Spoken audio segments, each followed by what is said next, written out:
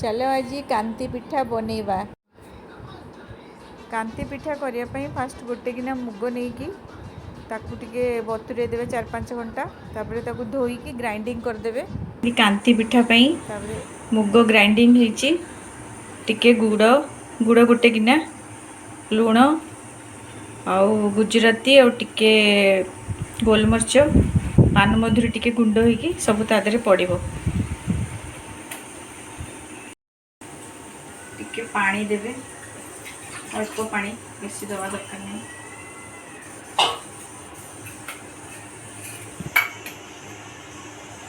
लुण पड़ो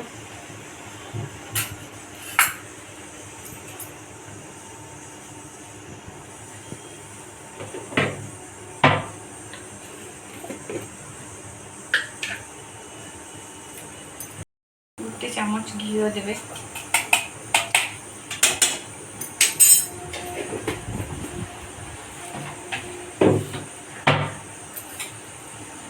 गुड़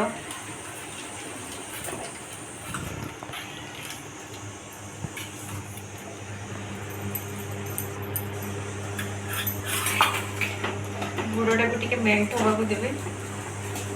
मेल्ट होगी से जो फुटी जीवो तापर आम से मुग को पकई घाटा पानीटा फुटी जीवो से या पकई घाटे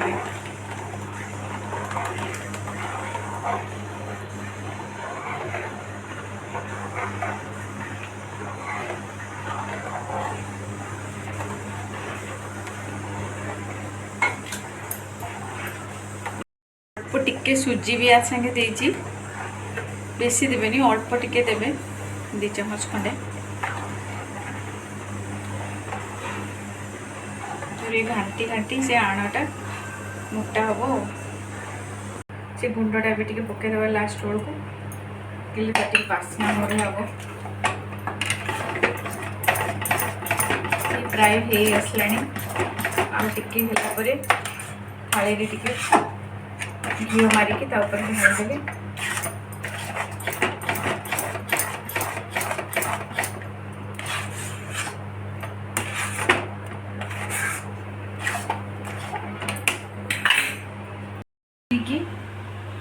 मारिदेची गुआ घी टे देले बास्ना बढ़िया हम मुझे मारिदेची मारिकी आणटा को ढालिकी तापर गोल गोल कर काटिके जो साइज कर काटिके छणा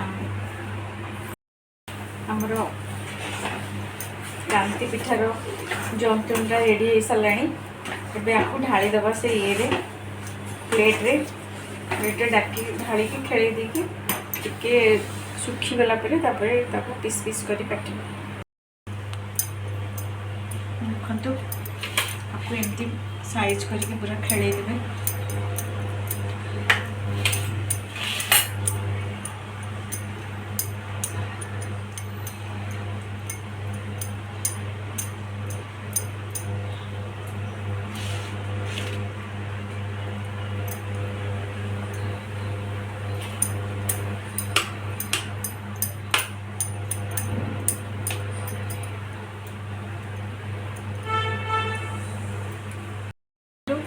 मुझे एमती सब पीस पीस कर काटी देछि।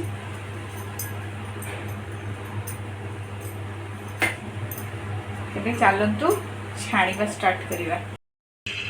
तेल टिके गरम होबो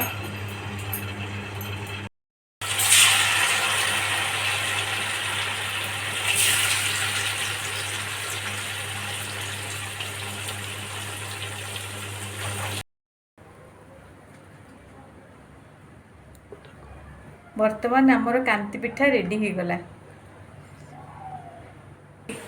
केमती लागुची? एकदम टेस्टी।